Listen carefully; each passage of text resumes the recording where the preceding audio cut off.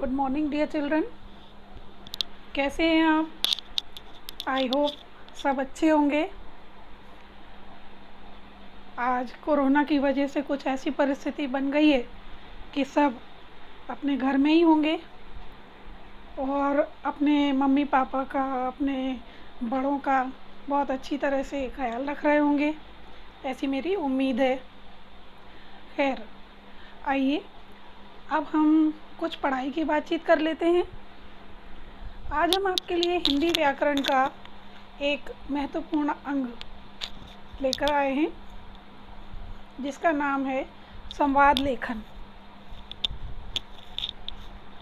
आइए जानते हैं ये संवाद लेखन क्या है।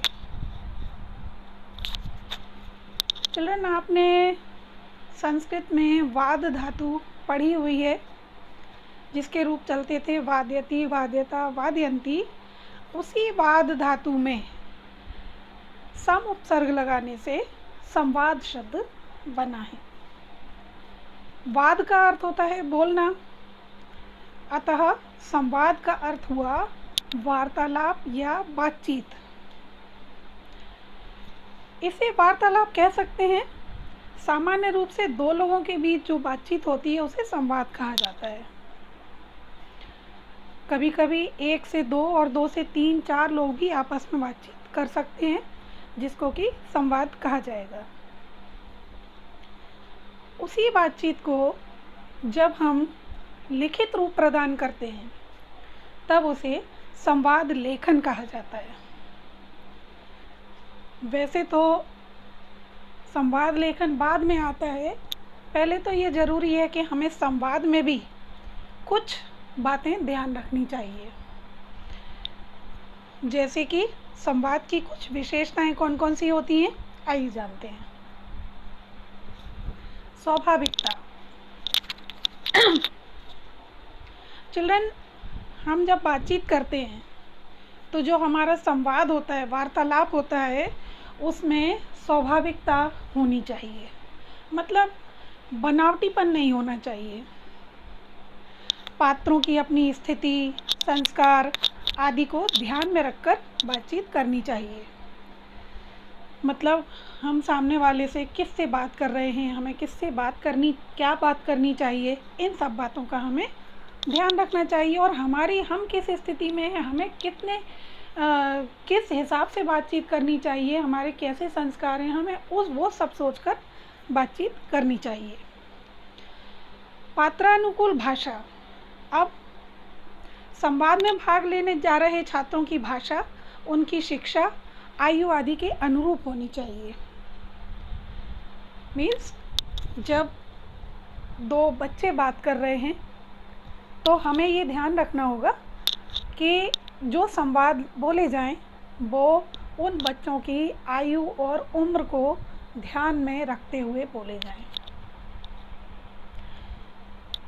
और अच्छी तरह इसको इस तरह से समझ सकते हैं कि हमने दो 15 साल के बच्चों की वार्तालाप करवा रहे हैं और हम 40 वर्ष के व्यक्ति के सोच वाले संवाद डाल दें तो वो उचित नहीं होगा, वो बेमेल हो जाएगा।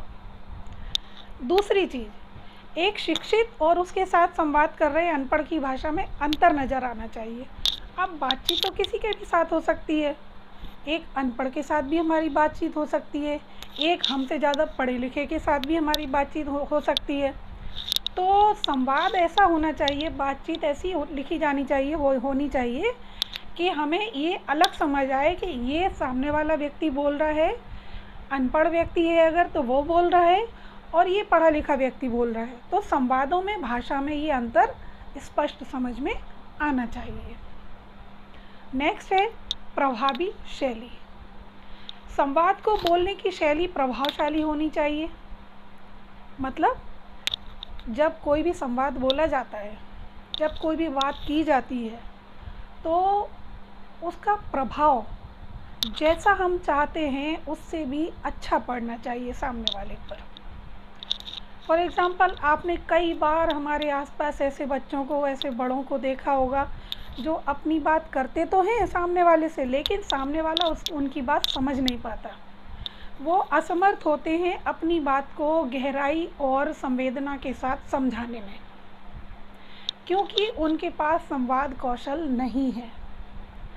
अतः हमें अपनी बातचीत में इतना ध्यान अवश्य रखना होगा कि जब हम कोई बातचीत करें तो वो जिस गहराई और जिस आत्मीयता संवेदना के साथ हम दूसरे को समझाना चाह रहे हैं वो उसकी समझ में आए, यानी हमारी बातचीत का प्रभाव जैसा हम चाह रहे हैं वैसा सामने वाले पर पड़े। सुनने वाले पर संवादों का असर होना चाहिए। जब सामने वाला हमारी बात सुने तो वो उसको प्रभावशाली लगे और उस पर हमारी बात का असर हो। नेक्स्ट है जटिलता से दूर। अब संवाद कैसा होना चाहिए?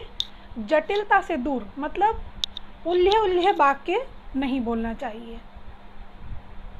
मतलब कि जो भी वाक्य हम बोल रहे हैं बड़े स्पष्ट होना चाहिए। इससे सुनने वाला हमारी बात को आसानी से समझ जाएगा और यथोचित जवाब भी हमें मिल जाएगा। नेक्स्ट, शालीनता। संवाद की भाषा में शालीनता अवश्य होनी चाहिए। हमें इस बात का ध्यान रखना चाहिए कि जब भी हम किसी से संवाद करते हैं, बातचीत करते हैं, तो हम अपनी शालीनता को ना भूलें, अपनी विनम्रता को ना भूलें, क्योंकि शिक्षित होने का एक बहुत बड़ा प्रमाण है कि व्यक्ति विनम्र बन जाता है और शालीन बन जाता है, दूसरों का सम्मान करना सीख जाता है। इसमें अशिष्ट भाषा के लिए कोई जगह नहीं होनी चाहिए। चलिए अब हम आते हैं संवाद लेखन पर। चिल्ड्रन, अभी तक तो हम बात कर रहे थे संवाद की कि हमें किस तरह से अपना संवाद करना चाहिए, बातचीत करना चाहिए, उनमें किन चीज़ों का ध्यान रखना चाहिए। लेकिन जब हम अपनी बातचीत को लिखित रूप देंगे तो वो बन जाएगा संवाद लेखन। अब संवाद लेखन में भी हमें कई चीज़ों का ध्यान रखना होगा। वो कौन कौन सी चीज़ें हैं? फर्स्ट है, संवाद की भाषा सरल और सहज होनी चाहिए। जो भी हम डायलॉग संवाद लिखने जा रहे हैं उसकी भाषा एकदम सरल होनी चाहिए और सहज होनी चाहिए, मतलब सामने वाला हमारी बात पढ़े और तुरंत समझ जाए, ऐसी भाषा होनी चाहिए उसकी। नंबर 2 है, संवाद लेखन में सरल तथा छोटे छोटे वाक्यों का प्रयोग करना चाहिए। हम अपनी जो बात कहने जा रहे हैं सामने वाले से, तो उसके लिए हम अच्छा ये होगा छोटे छोटे वाक्यों का प्रयोग करें, ना कि बहुत सारे वाक्य जोड़कर एक बहुत बड़ा सेंटेंस बना दिया तो सामने वाले को हमारी बात समझने में निश्चित रूप से असुविधा होगी और वही बात हमें कई बार बोल बोल कर उसे समझानी पड़ेगी। ऐसा ना हो इसलिए हम छोटे छोटे वाक्यों का और छोटे छोटे सरल सरल वाक्यों का, सरल भाषा का प्रयोग करके अपनी बात समझा सकते हैं और उसको लेखन में प्रतिबद्ध कर सकते हैं। भाषा सुनने के मानसिक स्तर के अनुरूप होनी चाहिए जिससे हम बात कर रहे हैं। जिस भी व्यक्ति से हम बात कर रहे हैं उसका मानसिक स्तर हमें ज़रूर देख लेना चाहिए, समझ लेना चाहिए। मतलब अगर हम किसी बच्चे से बात कर रहे हैं तो हमें इसका ज्ञान होना चाहिए कि ये बच्चा किस स्तर तक की बात समझ सकता है। हमें उससे ऐसी बात नहीं करनी चाहिए जो कि उसको समझ में ही ना आया, उसके ज्ञान से भी परे हो। तो हमें सुनने वाले के मानसिक स्तर के अनुरूप ही संवाद लेखन करना चाहिए। इसका 4th जो टॉप पॉइंट है वो है, संवाद लेखन में किसी एक पात्र के कथन को बहुत लंबा नहीं खींचना चाहिए। मतलब हम डायलॉग लिख रहे हैं किसी के लिए संवाद लिख रहे हैं, हमें इस बात का भलीभांति ध्यान रखना होगा कि हम किसी भी एक व्यक्ति के लिए बहुत लंबा और बहुत सारे सेंटेंस एक साथ ना लिखें, एक साथ कई कथन ना लिखें उसके लिए, क्योंकि अगर हम लंबा कर देंगे तो वो बिना भाव के, बिना संवेदना के सीधा पढ़ा जाएगा। क्योंकि स्वाभाविक है एक लिमिट तक ही कोई भी बच्चा, कोई भी बड़ा कोई सेंटेंस वाक्य बोल सकता है। अगर बहुत ज़्यादा हो जाएंगे तो उसके मानसिक स्तर को प्रभावित करेंगे और वो बिना संवेदनाओं के बोलेगा या फिर रटने की तरह बोल देगा। नेक्स्ट है भाव विचारों की पुनरुक्ति से बचना चाहिए।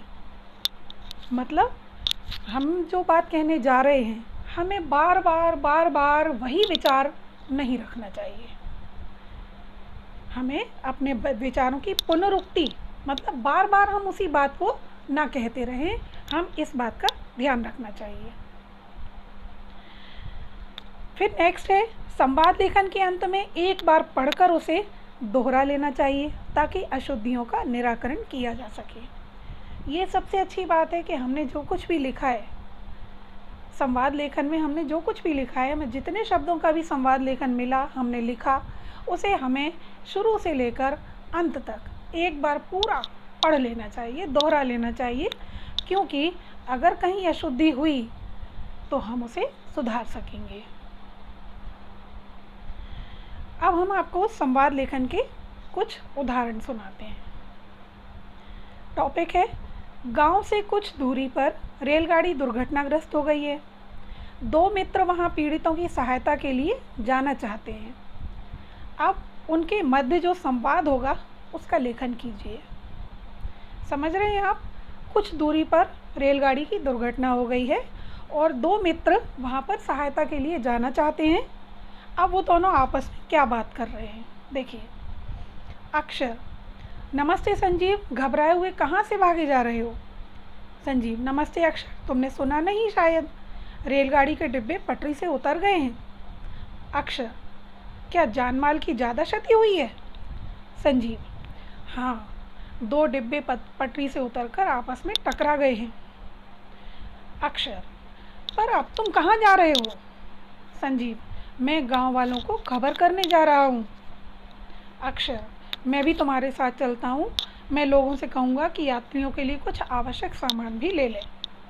संजीव: हाँ, ये ठीक रहेगा। अक्षर: मैं गोपी चाचा से कहता हूँ कि वे अपनी जीप से सबको ले लें, उनकी जीप से घायलों को अस्पताल तक पहुँचाया जा सकता है। संजीव: डॉक्टर रमेश अंकल को भी साथ ले चलना, वे घायलों की प्राथमिक चिकित्सा कर पाएंगे। अक्षर: तुम्हारा ये उपाय बहुत अच्छा है। संजीव: चलो सबको लेकर वहाँ जल्दी से पहुँचते हैं। यहाँ जाकर संवाद का समापन हो गया। अब हमने इसमें क्या देखा? एक दुर्घटना हुई और उसके बारे में दो मित्रों ने क्या क्या बातचीत की। चूँकि वे सहायता के लिए जाना चाहते हैं इसलिए उन्होंने आपस में क्या क्या बातचीत की, क्या क्या बातचीत कर सकते थे, वो सब कुछ आपने इसमें देखा। संवाद छोटे हैं, संवाद सरल हैं, संवाद समझने योग्य हैं और संवाद कुछ प्रभावी ढंग से भी कहे गए हैं। कुल मिलाकर ये पूरा संवाद हमारे ऊपर एक प्रभाव छोड़ रहा है और यही इसकी सफलता है।